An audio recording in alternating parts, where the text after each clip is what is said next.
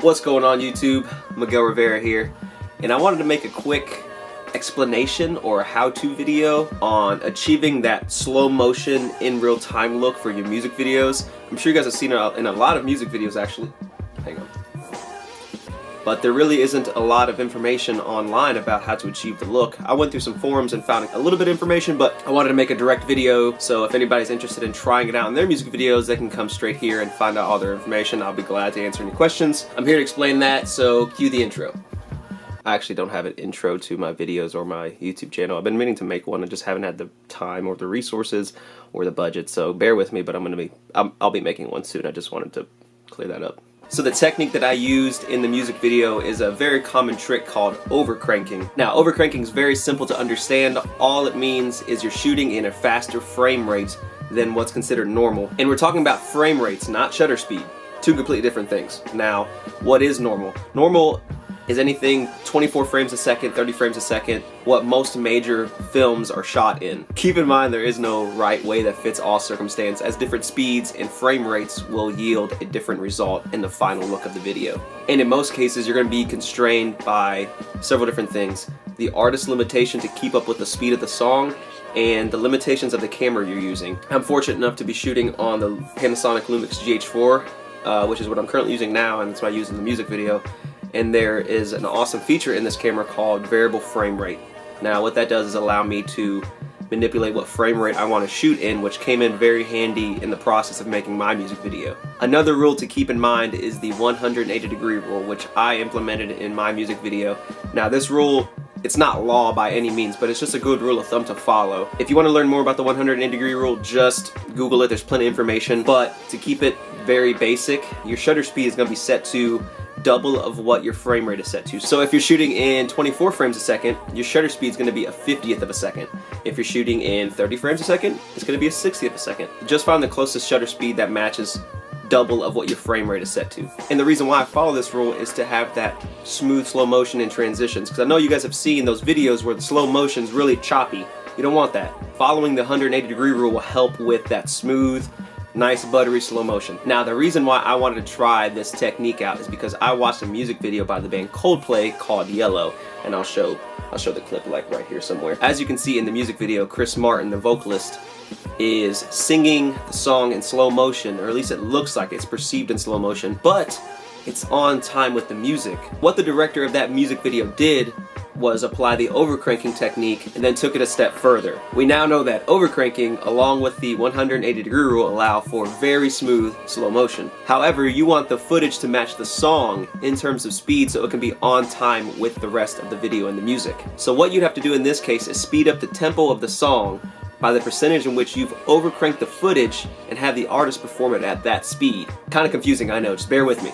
So for example, if you shot the video in 60 frames a second, but your timeline in whatever software you're using is set to 24 frames a second, simple math to find the song speed would be to take 60 frames a second divided by 24 frames a second, and that will give you 2.5, meaning that 60 frames a second is 2.5 times faster than 24 frames a second. And you can multiply the 2.5 by 100 to put it in percentage form, so 250% faster than 24 frames a second. Now what you want to do is speed up the tempo of the song that the artist is going to be performing by 2.5 or 250%. And when you bring the footage back into your software and conform the speed, it's going to align and sync the audio and the footage right on time. So here's an example of the song by Kobo called Midnight Drift at normal speed. Live from the darkness, physically heartless, lost in my exhaustion, but sleeping ain't got no part in this. You gotta pardon this. Now here's the song at 2.5 times faster, or 250% faster,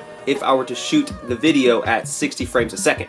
Live from the darkness, physically heartless, lost in my exhaustion, but sleeping ain't got no part in this. You gotta pardon this, feeling like a pharmacist, twisted like several axes, no proxy, boy, you can't copy this. Nope, you try to yourself, come show something now, you can make yourself, that's no don't get. As you can see, it's a lot faster. Now, think back to earlier in this video when I said that you're going to be limited by your artist's ability to keep up with the song or the limitations of your camera. The problem that I ran into when shooting this music video was that I sped the song up. I ideally wanted to shoot in 60 frames a second, and I made the song 2.5 times faster or 250% faster. And I listened back to it and I realized that it's way too fast for the artist. I couldn't keep up with it. I know the words, I couldn't keep up with the music. So I knew that he would have problems because there's a lot of parts in the song that speed up. He's rapping faster. and there was no way to make that work. So what I had to do, and what's nice about having the Lumix GH4, is the variable frame rate option allowed me to try 48 frames a second. Back to our math here, 24 frames a second is half of 48 frames a second. So what I did was I made it 2 times faster. So here's the song at 200% faster, 2 times faster than the normal speed. Live from the darkness, physically heartless, lost in my exhaustion, but sleeping ain't got no pardonness. You gotta pardon this, feeling like a pharmacist, twisted like several axes, no proxy, boy, you can't copy this.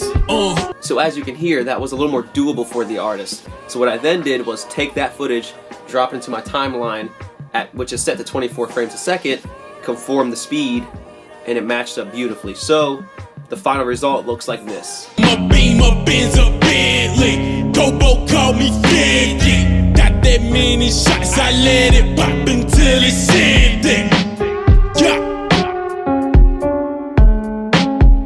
It's a very cool technique. I've always wanted to try it ever since I watched the music video for Yellow by Coldplay, and I'm glad I got the opportunity to give it a try and share it with you guys. I hope you can apply it to your music videos. Check out the music video for Midnight Drift by Kobo. I'll link that in the description below. If you guys have any questions about this technique, if you run into any problems, just leave them in the comments. I'll be glad to answer anything you guys throw at me. I'm very up to speed with all my YouTubing and comments. I love the interaction and stuff, so I hope this helps. Make sure you like the video. I'm trying to grow my channel, trying to make it a little big, like me, trying to get a little bigger, you know.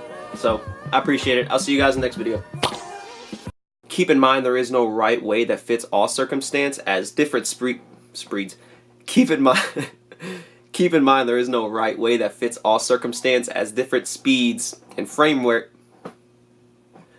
God dang it.